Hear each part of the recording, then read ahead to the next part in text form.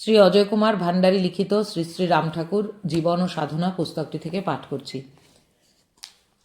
দ্বিতীয় বিশ্বযুদ্ধ ও সাম্প্রদায়িক দাঙ্গা। গীতায় ভগবান শ্রীমুখে অবতারের আবির্ভাবের কারণ ব্যক্ত করেছেন। যে সময়ে ধর্মের গ্লানি অর্থাৎ পতন হয়, তখন আমি নিজেকে সৃষ্টি করে থাকি। সাধুগণের ত্রাণ, পাপীদের বিনাশ ও ধর্মকে পুনঃপ্রতিষ্ঠিত করতে আমি যুগে যুগে অবতীর্ণ হই। করুণা অবতার রাম ঠাকুরের আবির্ভাবও এক যুগসন্ধিক্ষণে, ইতিহাসের এক সংকটময় কালে। বুদ্ধ, খ্রিস্ট, শঙ্কর প্রমুখগণ এসেছিলেন এমনই যুগসন্ধিক্ষণে, মানুষের আধ্যাত্মিক চেতনার উদ্বোধন ঘটিয়ে জাতির জীবনকে মহাপতন থেকে রক্ষা করার জন্য, জাতিকে কুসংস্কার ও অন্ধকার থেকে ত্রাণ করার জন্য, সনাতন ধর্মের পুনঃপ্রতিষ্ঠার জন্য। যুগমানব রাম ঠাকুরও জাতীয় জীবনকে মহাপতন এবং আসন্ন ধ্বংস থেকে রক্ষা করার জন্য চিন্তিত ছিলেন। তিনি দিব্যদৃষ্টিতে দেখেছিলেন দ্বিতীয় বিশ্বযুদ্ধের ঘণ্টানিনাদ, এক সুবিপুল ধ্বংসলীলা, প্রাণী ও সম্পত্তির বিনাশ। বিশ্বযুদ্ধের এই প্রলয়ঙ্কারী পরিণামের আগুন যাতে তাঁর শিষ্য ভক্তদের কোনো ক্ষতি করতে না পারে, তার জন্য তিনি আধ্যাত্মিক শক্তির জাগরণ ঘটাতে চেয়েছিলেন মহাযজ্ঞের মহানুষ্ঠানের আয়োজনের মাধ্যমে।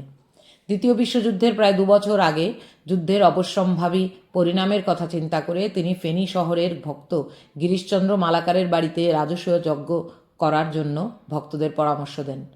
চট্টগ্রাম, কুমিল্লা, চাঁদপুর, বিক্রমপুর প্রভৃতি স্থানের ভক্তদের ডেকে একটা সভা করেন। সভায় তিনি যা বলেছিলেন তার সার কথা হলো, পৃথিবীর অনিবার্য ধ্বংসের কারণ জেনে কুরুক্ষেত্র যুদ্ধের প্রাক্কালে ভগবান শ্রীকৃষ্ণ স্বয়ং উপস্থিত থেকে পাণ্ডবদের নিমিত্ত করে যুধিষ্ঠিরকে দিয়ে এক মহারাজসূয় যজ্ঞ করিয়েছিলেন।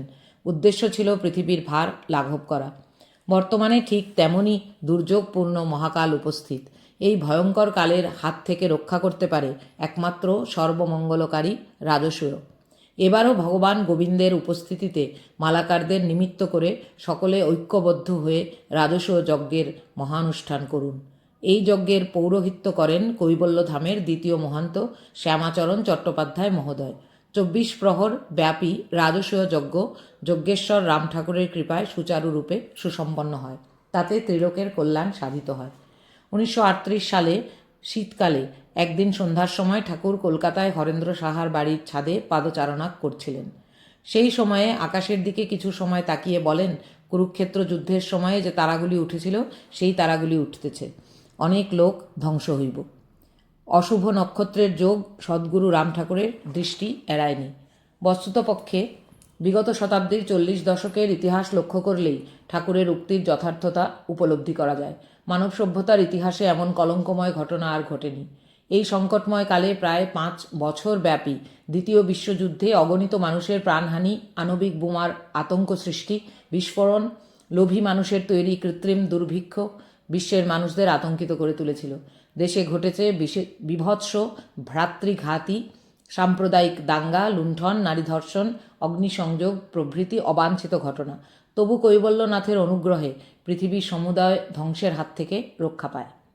এমনই ঘোর দুর্যোগপূর্ণ সময়ে প্রিয় ভক্তরা যাতে সত্যনিষ্ঠ হয়ে সত্যের শক্তিতে নির্ভয়ে থাকতে পারে, তার জন্য ঠাকুর শ্রী শ্রী সত্যনারায়ণ পূজার প্রবর্তন করলেন। সত্যনারায়ণ পাঁচালী পাঠ এবং যে পূজা পদ্ধতি চালু করলেন তা অভিনব। একমাত্র গুরু প্রদত্ত নাম দিয়েই নিবেদন করা যাবে। বস্তুত ঠাকুর নিজেই সত্যনারায়ণ। শ্রী শ্রী সত্যপীর রূপী রাম ঠাকুরই শ্রী শ্রী সত্যনারায়ণ। তিনিই একমাত্র সর্ববিপদে রক্ষাকর্তা। ঠাকুর প্রবর্তিত শ্রী শ্রী সত্যনারায়ণ পূজায় বিপুল সাড়া পাওয়া যায়। ভক্তগণ নারায়ণ পূজার মাধ্যমে আধ্যাত্মিক ও মানসিক বলের অধিকারী হয়। ঠাকুরের জন্মভিটায় ঠাকুরের অনুমোদন ক্রমে দিঙ্গামানিকে শ্রী শ্রী সত্যনারায়ণের মন্দির প্রতিষ্ঠিত হয়।